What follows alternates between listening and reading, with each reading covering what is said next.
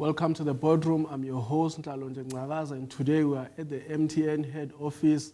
The Minister of Electricity in the Presidency, Minister Kgosientsho Ramokgopa, is here presenting some of the latest developments within his ministry and what business can expect going forward. I'm your host, Ntalonje Ngcakaza. Welcome to the boardroom.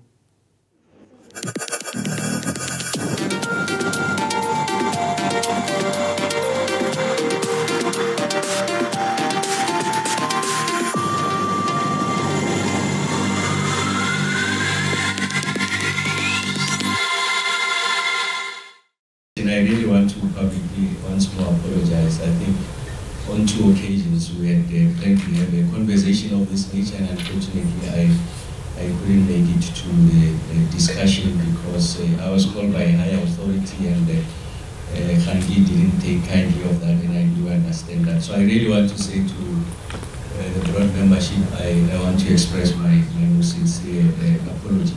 And just to acknowledge the President for, again, once more, the invitation.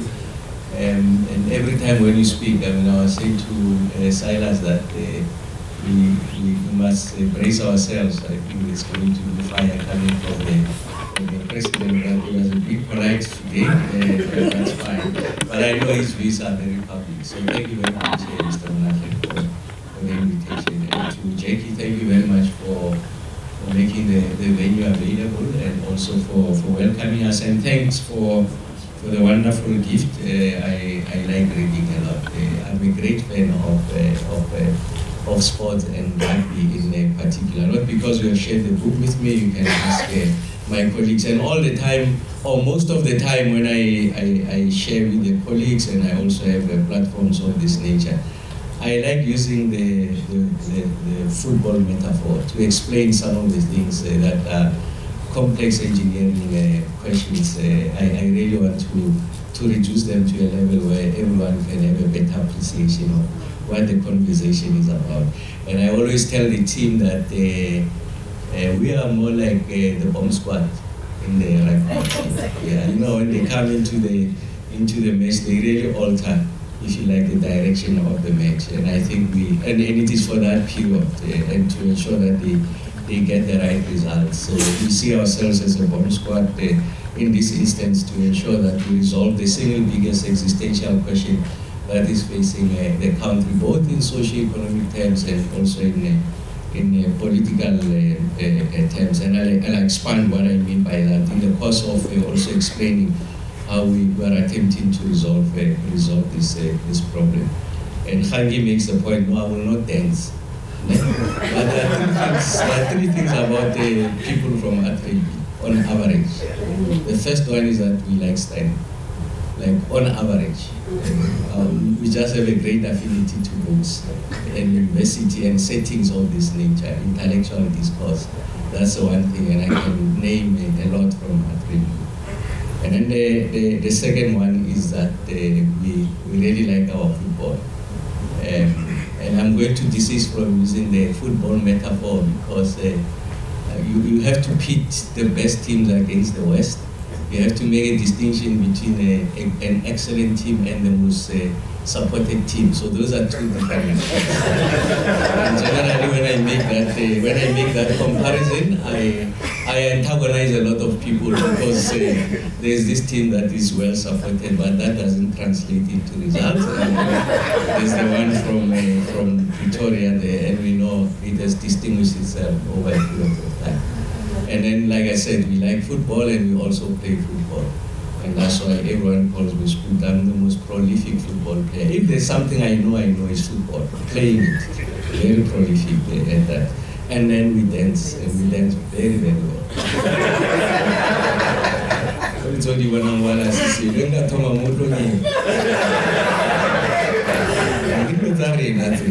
But now we must just respect the decorum of the office. So let me start by saying the following, and I think the President has attempted to essentially characterize the nature of the problem. So, like I said earlier on, this is the single biggest problem that is confronting the country, the post-apartheid government, and it's of existential proportions. There's a significant amount of modeling that has been done by reputable institutions, including States SA and the South African Reserve Bank. I'll use those two because those are authoritative in that they are official, if you like, and their data is can be quoted all over as an authoritative source. And of course, there are a number of institutions. Some of the commercial banks have done similar modeling, and some of the renowned scholars and academics and also experts, and experts in the true sense of the word, because there's a distinction between someone who provides commentary and an expert. And in this country, someone who provides a regular running commentary suddenly then gets to be converted into an expert. And of course, Skanky has made the point, or was it the president, around some of the characters we find in the space. And of course, in the space, I think we are responsible for this situation, in that for as long as we fail to resolve this problem. And I keep on saying that we must just accept the fact that people are harmed by the energy deficit. So what does that modeling tell us? So one is that the South African economy is contracting as a result of load shedding. So it's if you like, it's a structural constraint. The Minister of Finance makes a point that there are two major structural constraints that are facing the South African economy. The first one is load shedding, and the other one is the area of logistics. If you like, the inefficiencies, the Transnet, the likes, they are undermining our ability to ensure that we are able to realize the kind of growth that we desire. And of course, as a result of the contraction of the South African economy, has got other implications. And those implications are about our ability to continue to offer the comprehensive and progressive social wage that we are offering in this country. It's incomparable with any other country in the world. Even the most industrialized Western countries, they don't have this extent of social wage. That's the broad flow of the social wage. So, I mean, I'm talking about the issues around universal access. You know that poor households that are registered as indigent, they've got a certain threshold of allocation of free basic services, water and electricity. You also have a situation where, in fact, the people who are owning properties in the poor areas, they are exempted from the rates and taxes for as long as property is not beyond a particular threshold. It's called also this social wage manifestation in the form of free higher education. Leave the issues around that are confronting the administration of NSFAS and also its ability to efficiently prosecute that responsibility. It's a secondary conversation. The primary conversation is that the democratic state has made it possible for kids from poor backgrounds to access a higher education. We have built over 5 million houses, what we call RPP houses, for free. That constitutes, if you like, the social wage. So I'm not talking just only in relation to the child grant, the grant for old age and so on and so forth, the SRD grant, which was born out of our response to the COVID pandemic. So I'm just saying it's a broad flow of support that the state is providing, especially to the vulnerable households. So that constitutes, when you aggregate it, is what I refer to as the social wage. So as a result of an economy that is not growing, you are also diminishing the size of the National Revenue Fund, the ability of SARS to collect.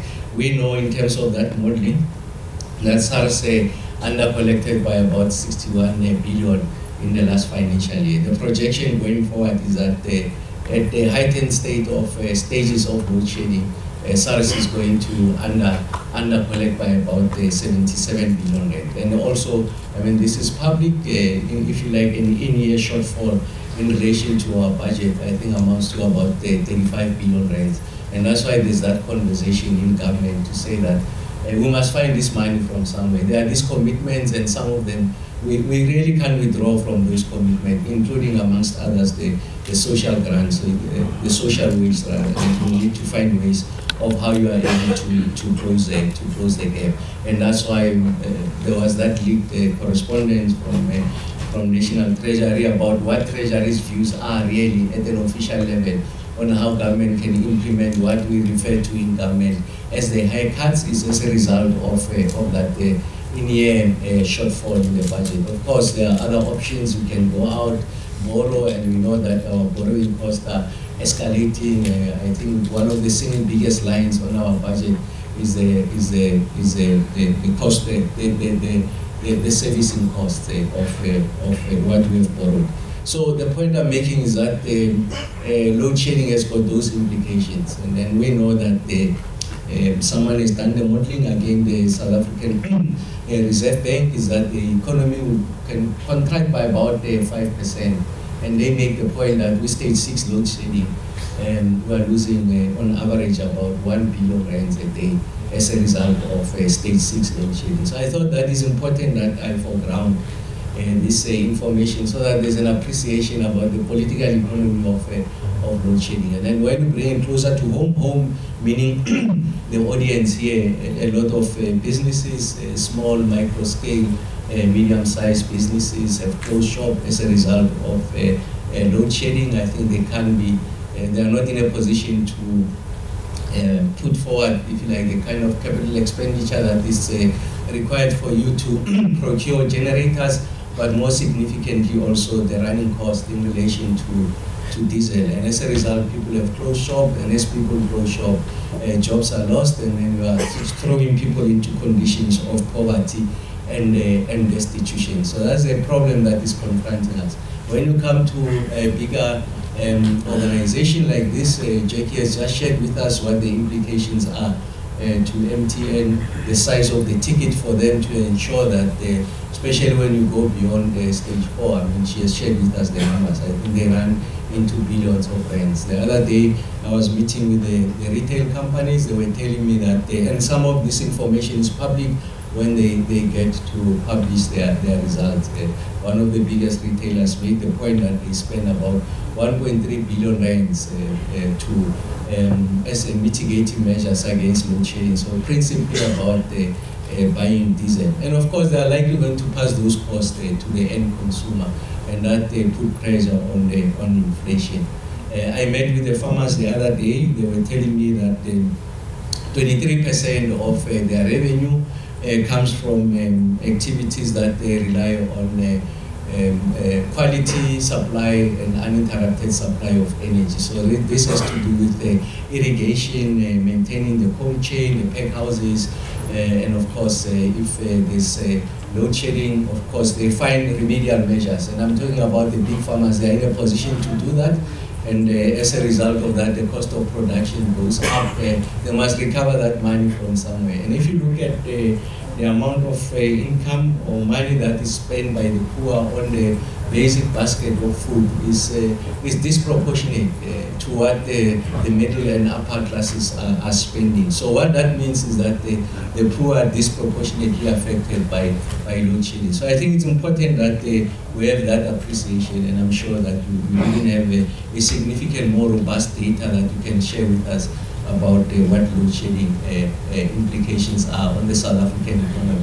But again, I was not appointed to lament about load shedding, but to solve it. So I thought that I must situate the conversation so that there's an appreciation on the scale of the problem. So how do we go about resolving the problem? So the President unveiled the Energy Action Plan in July of last year. So there was an anniversary of the Energy Action Plan just the other day in July. And this Energy Action Plan really is a co-creation of government. And like the President was saying, the initial stages of this conversation, it involved everyone at the table. So there were suggestions on how the state can respond to this existential problem. And then we put into place a structure, a bureaucratic structure in government to help to propel that response. And that's what we call the National Energy Crisis Committee. Really, it was meant to be a relationship between business, organized business and government, providing a holistic response to the load shedding question. So the Energy Action Plan had what they call 5 outcomes. The first one says we must fix ESCOM. So essentially it's an admission that ESCOM is indispensable to the resolution of the energy crisis in the country. Of course, coal accounts for 88% of energy generation in the country. So it's important that we are able to sweat this asset. We must be able to generate the necessary megawatts to enable us to respond to the challenges of load shedding. And of course, we knew that part of the reason why there's been a deterioration of this asset is because there's been little or no investment over a period of time in maintaining, refurbishing these assets, extending their economic and useful life. And that comes about as a result of a compromise or constrained balance sheet of Eskom, and Eskom was not making the necessary investment to ensure that we continue to maintain the health of these assets. And as a result of that, we have seen the performance of these assets deteriorating. Two things really in the main. Their reliability, I mean, the units being on load, giving you the megawatt for as many hours as possible. So that's reliability, that's the first metric. And then the other one is the efficiency. So these units are designed, a unit could be designed to give you 500 megawatts. Just think of a car. A car can reach a maximum speed, for purposes of example, 120 kilometers an hour. But this car, it does drive, but it only reaches 60 kilometers an hour. You put your foot down on the pedal, but the car doesn't move. So I'm talking about that when I talk about the efficiency. So when we take these two matrices, they give us something called the energy availability factor, the EAF. So that's really what I'm talking about when I'm talking about the performance of these units. And then what has been the response in relation to that? A number of interventions. The first one is just an admission that you need to make investments in these assets so that you are able to ensure that they approximate their design conditions. And that's why we won the battle. The Minister of Finance has made available 254 billion rand of fiscal support to Eskom, and that 254 billion rand is primarily on the maintenance of these assets. But we also admitted that Eskom has hemorrhaged skills over a period of time. Of course, it became notorious for corruption and all other things that genuine professional people distaste of such characterization, and some of them have left the institution, and as a result, some of your most best skills have been lost over a period of time. And the second thing was that there's some degree of demoralization.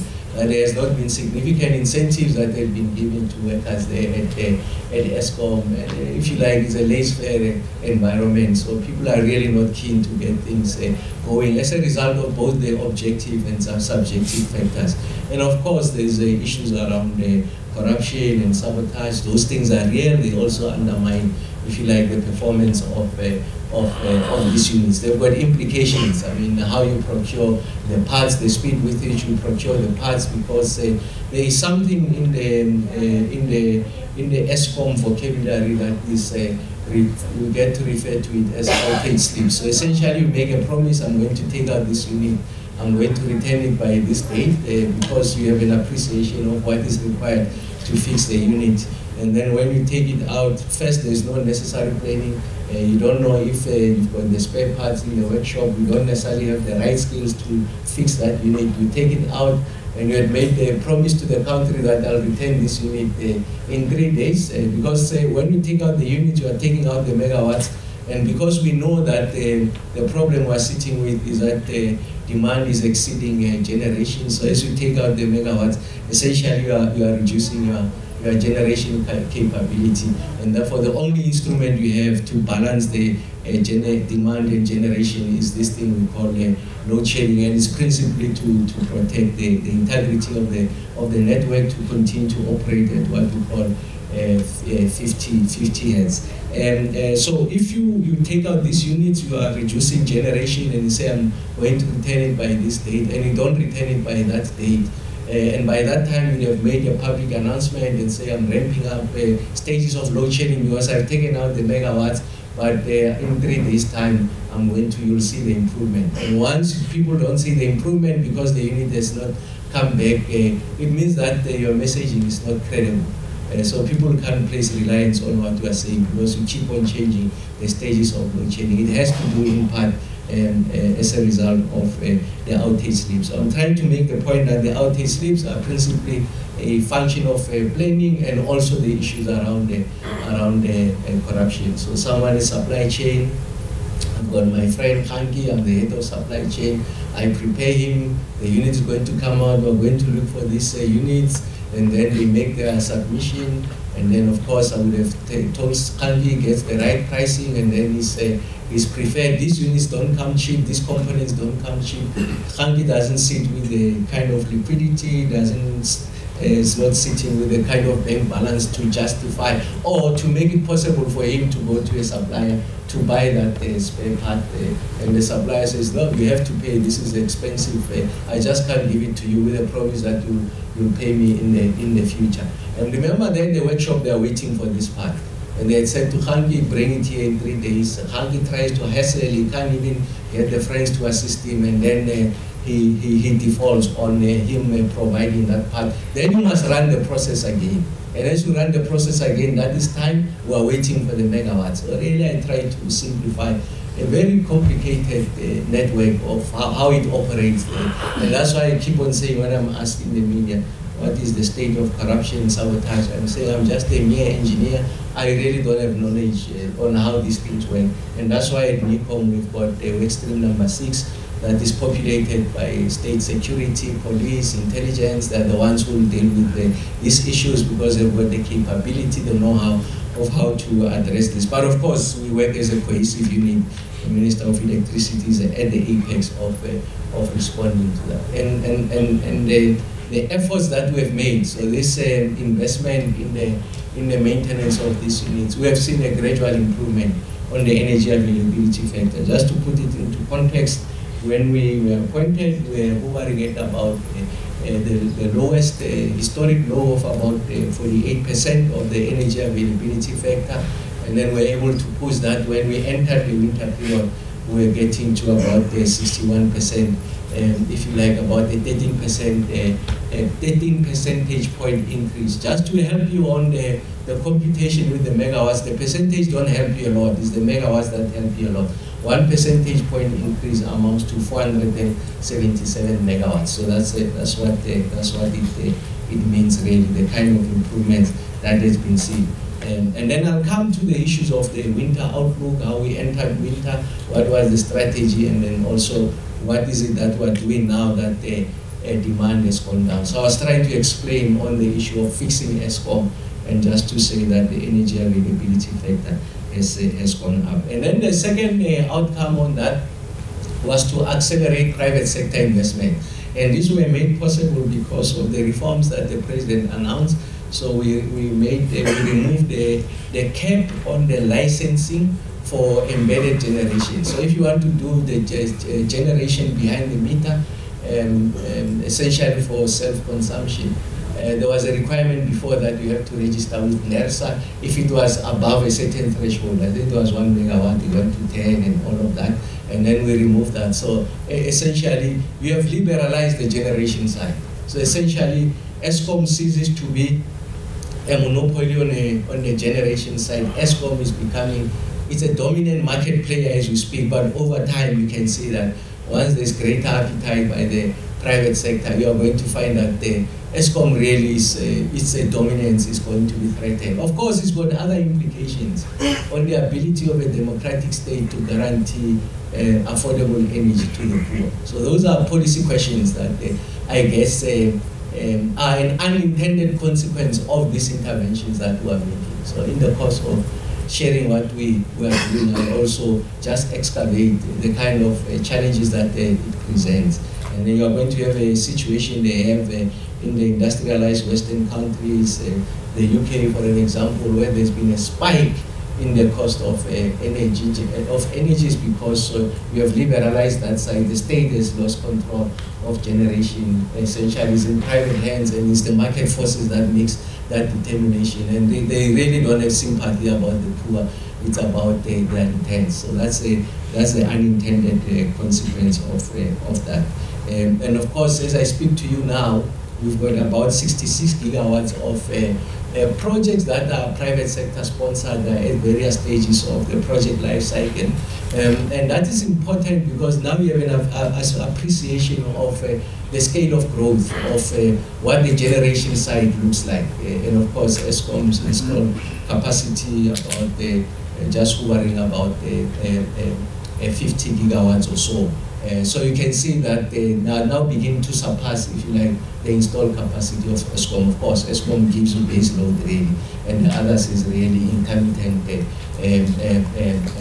generating sources. It's not dispatchable power. It's got its own challenges, and I'll say one or two things about those challenges. And then the third outcome was on the acceleration of the bid windows. So the bid windows really is a discipline introduced by government to ensure that there's transparency and competitiveness in how government procures energy from the private sector.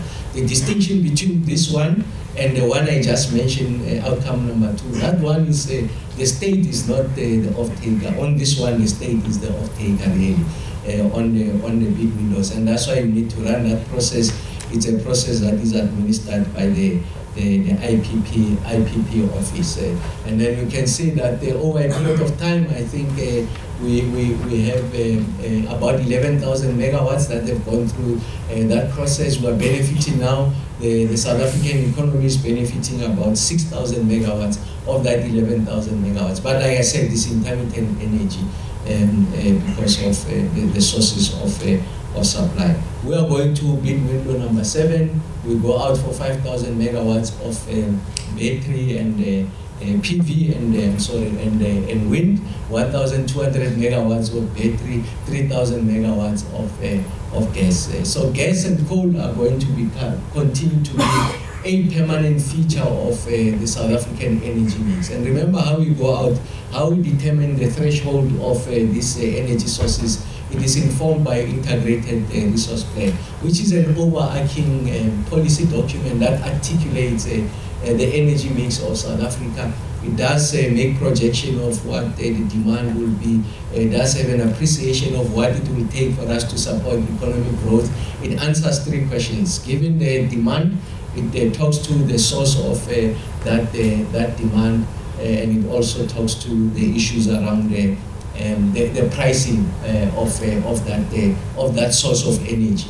So it's demand, it's the source, and then it's also the pricing of that energy, so that you don't overburden, if you like, the end consumer. You must have an appreciation. I mean, part of the reason why green hydrogen is not part of the mix is because we have not come to terms with what the price points are. All we know is that it's 3 times higher than grey hydrogen. We know that the cost will continue to come down. So we are not necessarily ready now, as I speak to you, to factor it into the equation. But I suppose that not necessarily this round that is going to come out of the IRP revision, I suspect in the next round we will have a better hold of the contribution of green hydrogen.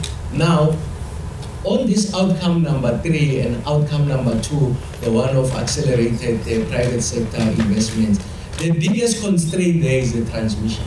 So, like I said, you have a situation where we have stranded electrons. So there are projects that have been completed generating electricity, but that electricity can't be evacuated. So we are not benefiting from that, and that has to do with the configuration of the South African grid. So how does the South African grid looks like?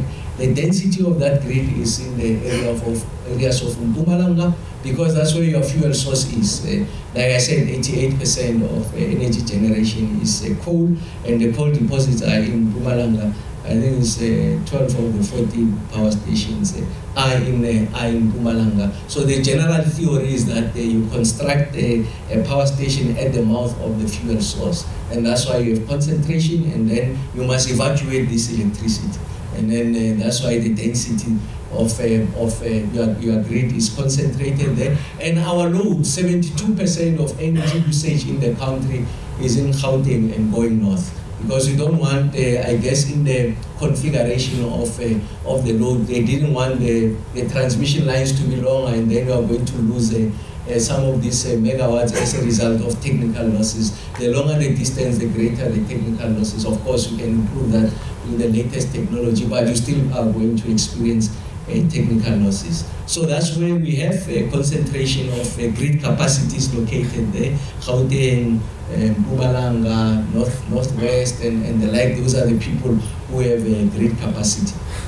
And then we know that with the new renewable resources, the concentration is in the areas of the Northern Cape. The Northern Cape is what I call the renewable energy complex of the country. So when project developers determine the best location of this project, what they do an atlas, an irradiation atlas, and they want to see where's the best quality irradiation. Because then the efficiencies are better if you have to locate it there, and therefore your returns are healthier. And the Northern Cape gives you the best irradiation level of any place in the world. I got to be told this by Aqua. They've done significant modeling. Aqua is the leading renewable energy company in the whole world, and that's why your concentrated solar power technology and solution, the first of its kind on the African continent, is located in the Northern Cape. So the Northern Cape gives that, and that's why 60% of all the project developed in the solar PV is located in the Northern Cape. The other advantage you have in the Northern Cape is a province with the biggest land mass, the least populated, so there's significant amount of real estate. You can really farm that land with solar PV given the irradiation level. But the problem you have is that you can't evacuate it. So that's the one, because I just told you that your concentration of transmission is in the north. And then if you were to do a wind atlas, just try to understand where do you get the best wind speed for the most period of the day. That's located in the coast of the Western Cape and the Eastern Cape. Again, like I told you, there's no grid capacity. So one of the issues that requires attention is grid financing. So we know that the ESCOM balance sheet continues to be constrained. We know that the fiscal matrix has deteriorated. I just shared with you where we are sitting as a result of load shedding. And of course, ESCOM has been barred from borrowing. Of course, there's an exemption from that, provided you are able to make a case to the Minister of Finance. So you are sitting with the problem that you can't finance grid expansion and grid strengthening. So you need to tap into private sector liquidity, but it must come with condition. The state should never at any time relinquish ownership of the grid. There's no one who has done it all over the world. So we shouldn't be the first people to do that. I think it's a strategic national asset that should not be relinquished. The second one is that as a result of you tapping into private sector liquidity, you mustn't overburden, if you like, the end user. So you must pay careful attention on the implications of the choices that you are making from a financing point of view, that they mustn't overburden the end consumer. And then the last one, really what you are doing, you are introducing a distributed grid. You are making it possible for us to design and develop a grid in the Northern Cape, Western Cape, and localize that consumption of whatever is produced there. And you don't have to ferry these electrons over a longer distance for you to get it to the users or consumers in those areas. So, and then you must find ways on technology solutions on how you are going to resolve, if you like, the issues around distributed grid. It's important because the system operator, this invisible person that decides, that affects stage 6, stage 5, stage 4, the person must have see-through of the entire grid. You can't have a grid that the person doesn't have sight of, and that's why in that distributed grid, there has to be an appreciation that the system operator is the one who has the sole responsibility of managing the grid. Although you can have various permutations on how you are going to roll out this grid, amongst others, it could be a build, operate, transfer, concession arrangement with private sector. But remember, all of that means that the state ultimately is the owner of the asset. Welcome to the boardroom. I'm your host, Kgosientsho, and we are discussing electricity and the future of energy in South Africa, extending to the rest of the world. And I'm joined by Mr. Silas Zimu, advisor for the Minister and the Presidency responsible for electricity, Mr. Kgosientsho Ramokgopa. Welcome to the show, sir. Thank you, sir. It's a Friday. Can be better. Yes. Yeah. Tell me more, sir, just your background with the work with government and with the communities. Yeah, look, the country is going through some economic pains because of load shedding. Load shedding is caused by a difference in the demand and the supply. So at the moment, we've got the demand higher than the supply. So because we cannot supply, then we need to reduce on the demand so that we can balance the grid. So a lot of industry is suffering, a lot of jobs have been lost already. So we're trying to save the industry by giving them power and alternatives in order to keep the jobs, in order to get the economy to continue to run. So the discussions has been different, but the mandate to us is one: stop load shedding. How far along are we? Are we winning in this war, and how are we helping business? Because maybe your automotive companies have been in trouble in the Eastern Cape with the IEDC. How far along are we in helping these businesses also to sustain their operations? Yeah, that's a very valid question. Firstly, I have to disclose. We are 6 months old as the new ministry. Okay, we are faced with challenges that are many years old. But if a good example that if I can get into the automotive sector, it's an important sector. In Mercedes-Benz, East London, they export the A-class, C-class to the whole world. If VW, Isuzu, PE, Isuzu exports all their bakkies. If VW, the Polo, the Vrpa is exported from there. So, and I'm not going to talk about Toyota, KZN, Nissan. We've met all of them. BMW, Ford, we've met all of them. And they're all saying, this load shedding is costing us a lot. We have to shut down the plants. Now, when you shut down a plant on a person waiting for a car somewhere else, that person where they are, they don't have load shedding. They don't understand what is load shedding. So when you say you are delaying the delivery of the car, you're actually forcing the automotive industry to shut down and reopen somewhere else. So what we've done to save them, we've actually worked with Eskom and the municipalities to say, don't load shed them in the bigger scheme of things, rotate them. Even on the day when there's no load shedding, they'll be rotated, then they get to know which days are we going to be off. Then they're able to say to their employees, don't come to work. But the sustainable solution to them is that we now found mobile generators that they are in discussion with them that can be planted in their plants. So come load shedding or a power outage, they can then use those generators. They are big generators of gas, and they are readily available. So I know Mercedes-Benz is in discussion, VW and East London are in discussion. Ford and them on the Pretoria side have already done their own IPPs on gas. So all of them have done solar PVs for themselves in each and every plant. There's solar PV on top, Isuzu, VW, Mercedes-Benz. So they've played their part in saying, we know the challenge of load shedding. Let's go renewables as well. But it's not helping much.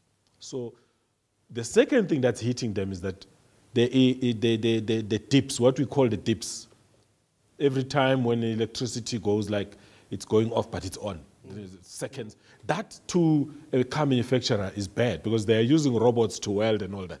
That robot sees that thing and it switches off. And that car has to start from scratch or be scrapped. So it's a big, big, big problem. So as the ministry, we are working very closely with the automotive. We want to save the automotives because we know Mercedes-Benz is the biggest employer in Nelson Mandela. So we'll never allow that they leave because of electricity. Hence, we looked at other solutions. And say, also, I understand you're also CEO of City Power. So you understand the space. What has changed or what has gotten worse? And where are we to even maybe go more on the offensive in our attack with these energy challenges, from your understanding? Look, electricity, if we can be specific to it, is needed by everybody. Electricity is life. Electricity leads the economy. You know, so where I see the utilities having failed, the municipalities and ESCOM, is that they forgot, firstly, there's what we used to call a customer care. You know?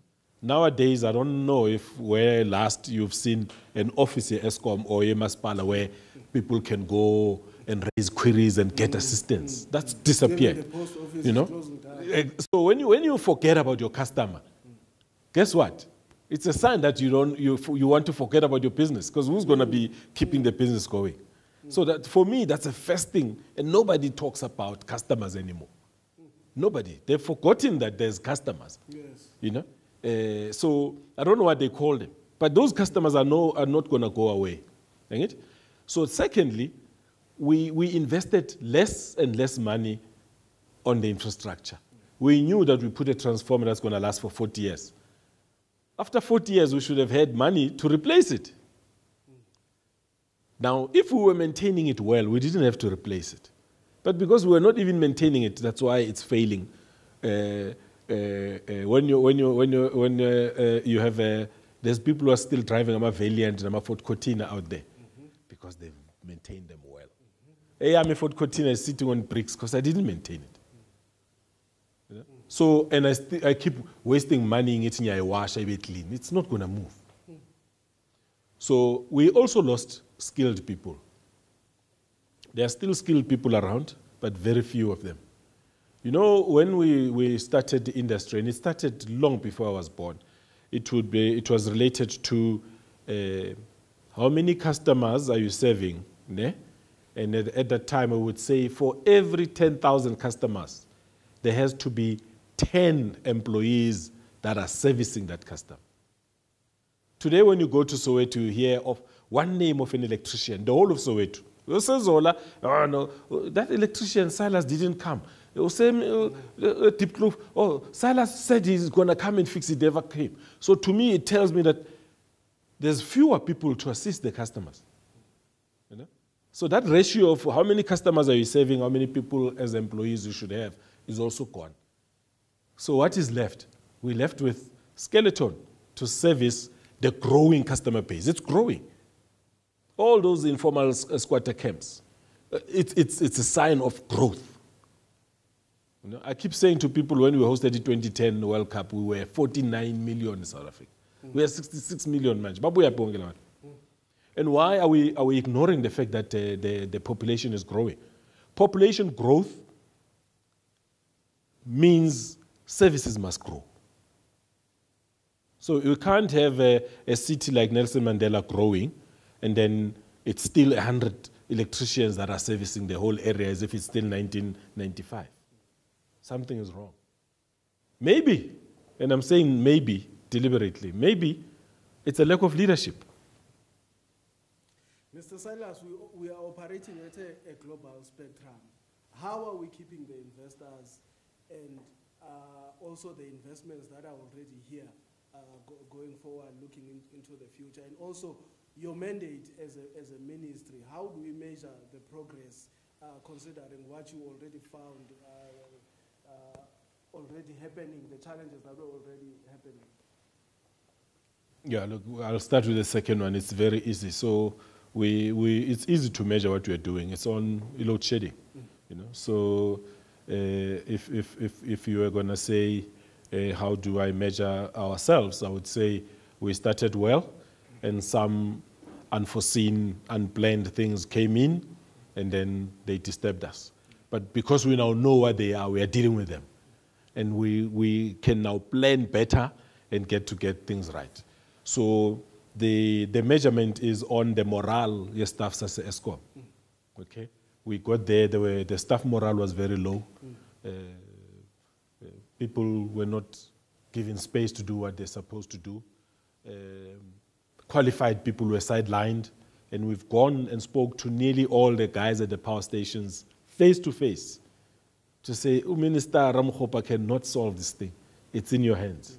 And they're all committed that they'll do that. Now, you know, we've always been part of the globe. So the globe is saying, let's go green.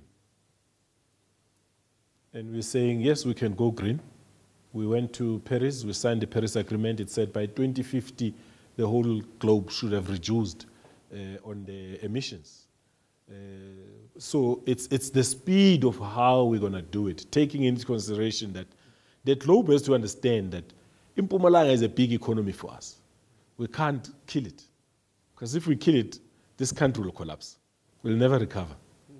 You know? So we need to then say, how do we move from dirty coal into clean coal and bring in renewables as a hybrid, and also go back to those old power stations and say, what can we do to repurpose them for gas and other things? But we must try to match them. If a power station was 1,000 megawatt, don't replace it with 100 megawatt thing. It has to be 1,000 megawatt. Okay? So the globe, for me, they still have trust and confidence in South Africa. Otherwise, they would have walked away. And sometimes even more than South Africans. Even more than South Africans, actually, you're right. They believe in this country so much. They talk this country so nice. We South Africans don't even say nice things about ourselves. So, and it's actually a good point that you're picking up. I see a change in the players, but the interest is growing, if you know what I mean. The players that were here on renewable in 2011, some of them have disappeared, but the projects have not disappeared. They changed hands. There's new players that are coming in to say, hey, we want to invest in this. Can we be supported? And hence the government formed through the DTIC that one-stop shop. So when you arrive in South Africa, go to DTIC. They'll tell you what you need to have to start a business. Because before that, people didn't know, Mabalende or Wartam, where do I go? I want to start a factory here. I don't know this place, you know? And when you fly over Joburg and you ask the air hostess, what is that tall building? She does not even tell you, no, that's Hillbrow. She just says, hey, don't go there. Don't go there. That's how South Africa is. So the interest is still high. The investors are still coming in. Hence, they offered as well the 8.5 billion for the just energy transition. So I believe that the ball is in our court as South Africans, and we must just take advantage, be part of everything, and not leave it to the same internationals to decide for us. We know what we need. We know where we have bent our fingers, and we should not repeat the same things. As we do that, we should not forget that we've got the youth that needs to work. We've got women that needs to work. You go everywhere, even today you had women, don't forget women, don't forget women. So what the internationals are bringing us in the money and the technology has to be run by the youth. Now, when you say youth, you hear others say, oh, don't forget us, the over 35s. But they are still young enough to can work. And us who are older must actually transfer the skills and sit back and relax. This thing called the pension was not made by default. It was made for people to rest and relax during the last years of their life. But in South Africa, we still see our sailors wanting to work until they're 70. How is the youth going to come in if I'm still there? So the globe, we will be going around the world to promote South Africa on the electricity opportunities. In reality, South Africa cannot afford to pay for the new generation capacity that we need. We still need a globe. Lastly, with these renewables, huge investments we see coming in from Europe, UK, US. How is this rand being spread around, maybe to also the Kasi populations and the Kasi entrepreneurs and the general South African business community? Because many have complained maybe with the IDC, too much red tape. How is this rand being spread around? Yeah, that's an interesting question. You see, to the internationals, where they come from, there's no black township, there's no white suburb. It's London. It's New York. Okay? So when they have a solution for South Africa. And then we as South Africans has to get out of our cocoons and say, hey, we are in the township. Things are not going to come to us. We must go and fetch things. Okay? So the renewables, what they've done is what we would not have done as a country, which is taking projects into the rurals of South Africa. The Northern Cape, Eastern Cape would not have been what they are if the renewables didn't go there. So it's a new industry that came in areas where people were looking forward to go to Joburg to look for work. They don't have to now. They can sleep with their families every day instead of staying in the hostels of Gauteng. Makes a big difference. So if you can do the same with Limpopo, Northwest, every province with energy can actually have a power station. And that power station will make that province economically good. Like in Mpumalanga. There are not going to be as many as in Mpumalanga. But we can start giving 1 or 2 power stations in each province and create industry. Why do you think there's houses and factories in Mpumalanga? It's because there was a power station. And industry needs electricity. So they were going to where electricity is. So if you build a power station in the Northern Cape, industry is going to go there. I bet you. Jobs will be created. A township will be created. Some of the townships in Mpumalanga would not have been there if it wasn't ESCOM. Let's conclude, say. People in West Africa, Europe, they are watching South Africa, maybe they're concerned about load shedding. Just a word of motivation and to those investors maybe looking to come into this part of the world, you know, to do business, to invest, maybe to even settle. Please talk to me. Look, to the world, I would say we were not aware, years ago, we were not aware that South Africa can be a gateway into Africa. It's still a gateway into Africa. I think that progress is going very slow, except on the mobile telephone companies, they've gone everywhere. So we stand a good opportunity of generating enough power in South Africa and transmitting it into sub-Saharan. You know, the North Africa is well catered for. But sub-Saharan has got energy poverty, and we need to ensure that every town, every country around sub-Saharan has got enough electricity. People follow electricity in fact. There's nobody who has left Zimbabwe to go to a place in South Africa that has got no water and electricity. Okay? So if people follow electricity, take electricity to them. So that you and I one day should be able to visit DRC as a holiday.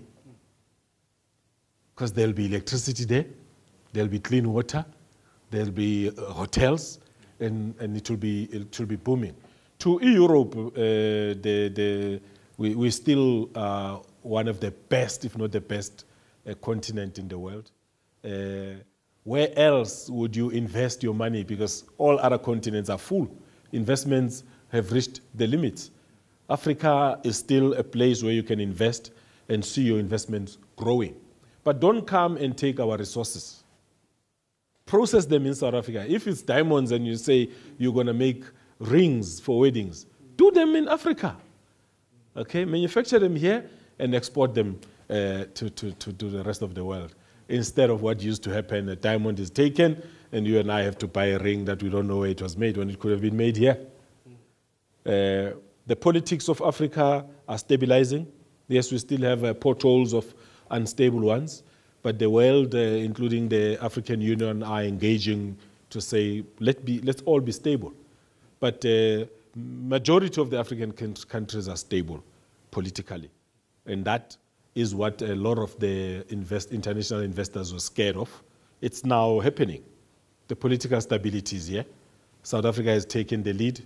Nigeria has taken the lead. So come and invest so that we can be partners, which is a nice thing. We're not saying, come on your own, we're going to watch you. We say we will be with you. So if it fails, we would have failed together.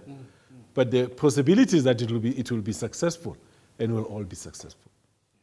Then you and I don't have to buy houses with high walls and electric fences, because everybody would have had something to can eat before they sleep. And who would have had a thinking of stealing when we're all the same? Okay? So we want to look like Europe and America, where there's no fences in between the neighbors. And we can only do that if we create jobs in Africa. Mr. Silas. Okay. Thank you, sir. It's a pleasure. Okay. From the boardroom, we just heard the latest deliberations from the Minister of Electricity here at the MTN head office. I'm your host, Ntalonhle Ncakaza. Goodbye.